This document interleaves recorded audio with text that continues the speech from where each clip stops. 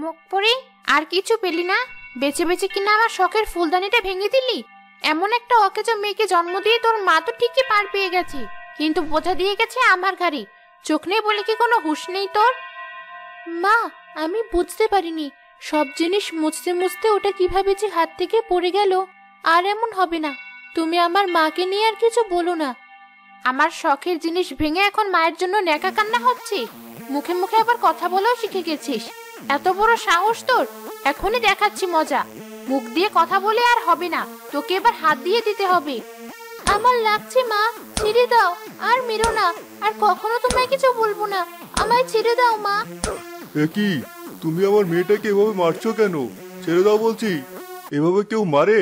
ছি, তুমি আমার অসহায় অন্ধ মেয়েকে এভাবে মারতে পারবে তা আমি কল্পনাও করতে পারিনি। কাঁদিস না মা। মেরেছি, বেশ করেছি। ও আমার শখের জিনিস ভেঙেছে, ওকে মারবো না তো আদর করব?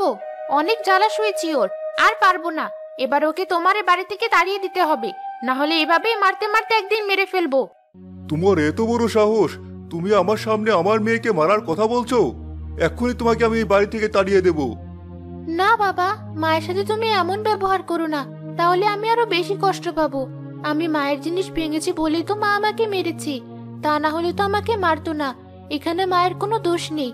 শুধু মা কেন, অন্য কেউ হলেও তো আমার মতো অন্ধ মেয়েকে সহ্য করতে পারতো না। তোর এসব বলতে হবে না মা, সবই বুঝি আমি। তবে এবার একটা সিদ্ধান্ত আমাকে নিতেই হবে। এই যে ঘটক, আবার এসেছো? তা কি জন্য এসেছো? আমি তো তোমার ভরসা ছেড়েই দিয়েছি। আমার বোঝা হয়ে গেছে, তোমাকে দিয়ে আমার কোনো কাজ হবে না। আপনি সেটা ভুল বুঝেছেন। কাজ যদি হয় তো আমাকে দিয়েই হবে। এবার আমি আপনার মনের মতো এক মেয়ে পেয়েছি। এবার আর আপনি না করতে পারবেন না। যেমন তার রূপ তেমন তার গুণ। একবার তার দিকে তাকালে আর চোখই ফেরানো যায় না। অত কথা না বলে কি কি তারা দেবে সেটা বলো। ওসব রূপ দিয়ে কি ধুয়ে পানি খাবো? আমার রূপের দরকার নেই, আমার যা দরকার তাই নিয়ে কথা বলো। কি মহিলা রে বাবা! এমন লোভী মহিলা জীবনেও দেখিনি। যেন ছেলে বিয়ে করাবে না, গরুর হাটে ছেলেকে বেচবে। কি হলো ঘটক, এ তো কি ভাবছো? কিছু না। আচ্ছা শুনুন, মেয়ের বাবা মেয়ের নামে একটা জমি দেবে, 10 ভরি সোনা দেবে, নগদ 2 লক্ষ টাকাও দেবে। আবার ঘরে যা যা লাগবে তা সবই মেয়ের বাবা দেবে। আরে বলো কি, সত্যি নাকি? এই মেয়ের বাবা এতদিন কোথায় ছিল বলো তো? এতদিনে তুমি একটা কাজের কাজ করেছো, তার সমস্যাটা কি বলো এবার? সমস্যাটা হলো মেয়ে চোখে দেখতে পায় না, তবে না দেখেই সে প্রায় সব কাজ করতে পারে। আর দেখতেও খুব সুন্দর, দেখে বোঝাই যায় না মেয়েটা অন্ধ। আচ্ছা ঠিক আছে, তুমি তাহলে এখন যাও, পরে তোমাকে জানাবো। আমার ছেলের সাথে আগে একটু কথা বলে দেখি।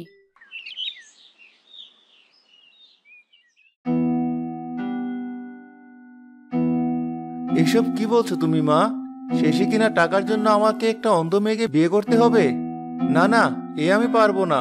একটা অন্ধ মেয়ের সাথে আমি কিছুতেই সংসার করতে পারবো না। তোর কি টাকার দরকার নেই? এমন সোনার হরিণ কোথায় পাবি? টাকার দরকার নেই তা কখন বললাম? কিন্তু তাই বলে জেনে শুনে একটা অন্ধ মেয়েকে বিয়ে করব কি করে? কি করে আবার? যেভাবে মানুষ করে তুইও ঠিক সেভাবেই করবি। আরে বোকা ছেলে, টাকা পয়সা সব হাতে পেলেও এই মেয়েকে দরকার পড়লে বাড়ি থেকে তাড়িয়ে দেব, তারপর তোকে আবার একটা বিয়ে করাবো। এটা তুমি ভালো কথা বলেছো। বেশ, আমি তাহলে এই বিয়েতে রাজি। তবে মনে রেখো, বিয়ে কিন্তু আমি আরো একটা করব। বেশ, তাই হবে। ঘটককে বলে কালই তাহলে মেয়ের বাড়ি গিয়ে দিন ঠিক করে আসবো। শুভ কাজে দেরি করতে নেই। আজকে মোহনাকে পাত্রপক্ষ দেখতে আসবে, সবকিছু গুছিয়ে নাও। তুমি কি আমার সাথে মজা করছো? তোমার ওই অন্ধ মেয়েকে কে দেখতে আসবে? মানুষের কি খেয়ে আর কোনো কাজ নেই? দুনিয়ায় এত মেয়ে থাকতে তোমার ওই অন্ধ মেয়েকে বিয়ে করবে, নাকি মেয়ের অন্ধত্বের কথা গোপন রেখেই বিয়ে দেবে? তারা সব জেনেই আমার মেয়েকে দেখতে আসবে। আমি তোমার বাবার মতো মিথ্যে বলে মেয়ে বিয়ে দেওয়ার মতো মানুষ না। এত বড় কথা! আমার বাবা তোমাকে কি মিথ্যা কথা বলেছে? আমি কি তোমার মেয়ের মতো অন্ধ, আর সে কথা আমার বাবা তোমার থেকে লুকিয়েছে? কি মিথ্যা বলেনি, সবই মিথ্যা বলেছে। তুমি চোখ থাকতে অন্ধ, যা আমার মেয়ে দেখতে পায়, কিন্তু তুমি দেখতে পাও না। তোমার বাবা বলেছিলেন তার মেয়ে অনেক ভালো, আমার মাহারা মেয়েকে খুব যত্ন করবে, কিন্তু তা কত বড় মিথ্যা কথা সেটা আমি হারে হারে টের পাচ্ছি। কার দায় পড়েছে একটা অন্ধ মানুষকে মাথায় তুলে রাখার? অনেক সহ্য করেছি তোমার কথা, কিন্তু আর না। আমার মেয়েকে নিয়ে আর একটা কথাও তোমার মুখে শুনতে চাই না। তুমি যা চেয়েছিলে তাই হচ্ছে, এখন আর একটা কথাও বলবে না তুমি। মোহনা, মা আমার, নতুন জামা কাপড় না পরে এভাবে কাঁদছিস কেন? তুমি আমাকে অন্যের বাড়ি পাঠিয়ে দেবে, সেখানে আমি কি করে থাকবো? কিচ্ছু হবে না, দেখবি সব ঠিক হয়ে যাবে। তারা তোকে অনেক ভালোবাসবে, তুই সেখানে অনেক ভালো থাকবি। তোকে আর কারো কথা শুনতে হবে না, মার খেতে হবে না। তোকে ভালো রাখতেই আরো একটা বিয়ে করেছিলাম, কিন্তু ভালো রাখতে পারিনি। এবার যদি তোকে একটু সুখী দেখতে পারি, তবেই আমি মরে শান্তি পাবো। মেয়ে আমাদের খুব পছন্দ হয়েছে, কালই এসে ওকে আমাদের বাড়ির বউ করে নিয়ে যেতে চাই। ঠিক আছে, আপনারা যখন বলছেন তবে তাই হবে। কিন্তু যেগুলো দেওয়ার কথা সেগুলো কিন্তু কালকেই সব দিতে হবে। ও নিয়ে আপনারা কোনো চিন্তা করবেন না। সব ঠিকঠাক, আমরা তাহলে আসি, কাল এসে বউকে নিয়ে যাব। ওনারা কি দেওয়ার কথা বললো? ওসব তোকে জানতে হবে না। না, বলো তুমি আমাকে। মাঠে আমার একটা জমি আছে, সেটা আমি তোর নামে লিখে দিব। আর তোর মায়ের 10 ভরি সোনা ছিল, তাও তুই পাবি। সেই সাথে বাবা হিসাবে আমি তোকে 2 লক্ষ টাকা দেব মা। কি বলছো তুমি এসব?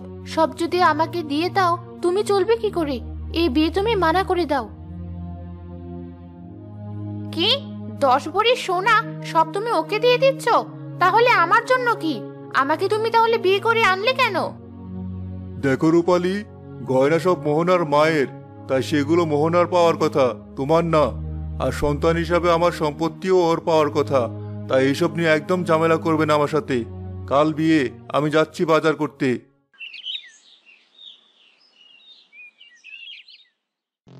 মুখ পড়ি শয়তান মেয়ে একটা, এতকাল আমাকে জ্বালিয়ে খেয়ে বড় হলো, এখন আবার আমার সংসারে সব নিয়ে চলে যাচ্ছে।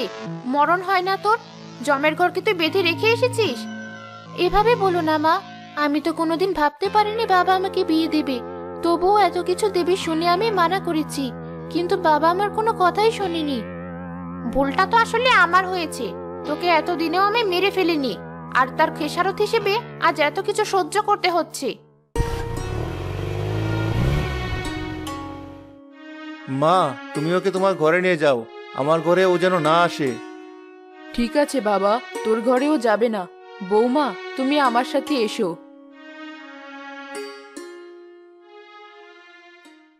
এই যে নিচে বিছানা করে দিলাম, তুমি এখানেই থাকবে। আর শোনো, তুমি তো অন্ধ, কিছু দেখতে পাও না, তাই একটু সাবধানে চলাফেরা করবে। সবকিছু আবার ভেঙে ফেলো না যেন। আমার মনে হচ্ছে আমি অন্ধ বলে আপনার ছেলের আমাকে পছন্দ হয়নি। তাহলে আমাকে সে বিয়ে করে নিয়ে আসলো কেন? আরে ওসব কিছু না, প্রথম দিন তো, তাই একটু অমন করছে, পরে সব ঠিক হয়ে যাবে। অবহেলায় শ্বশুর বাড়িতে দিন কাটতে লাগলো মোহনার। আস্তে আস্তে সংসারের সব কাজের ভার এসে পড়লো তার উপর, কিন্তু কারো মন পেল না। এই, আমার চায়ে তো চিনি হয়েছে কেন? তুই জানিস না আমি এত চিনি খাই না? কানা কোথাকার, একটা কাজ ঠিক মতো করতে পারে না।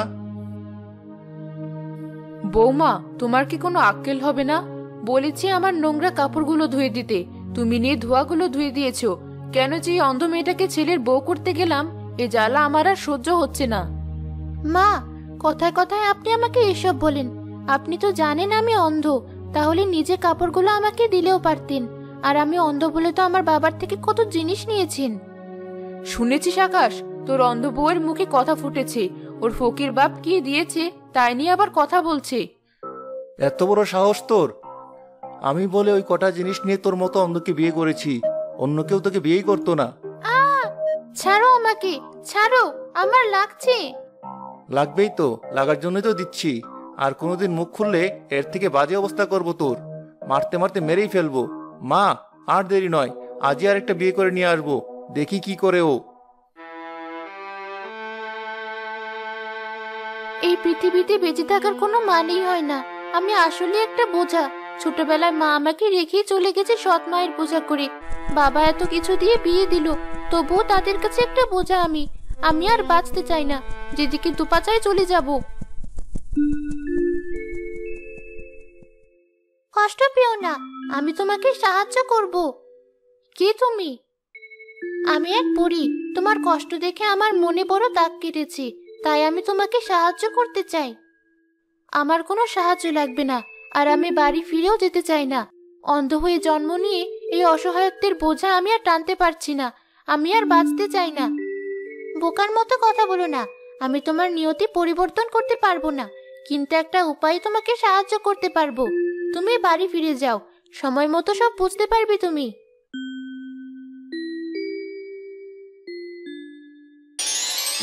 এ কি, আমি কিছু দেখতে পাচ্ছি না কেন?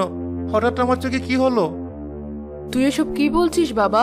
তুই চোখে দেখতে পাচ্ছিস না মানে কি? কি ছেলে চোখে দেখে না? পাটপারি করে অন্ধ ছেলের সাথে আমাদের মেয়ের বিয়ে দিতে চাইছে। মার ওদের। আহ ও আহ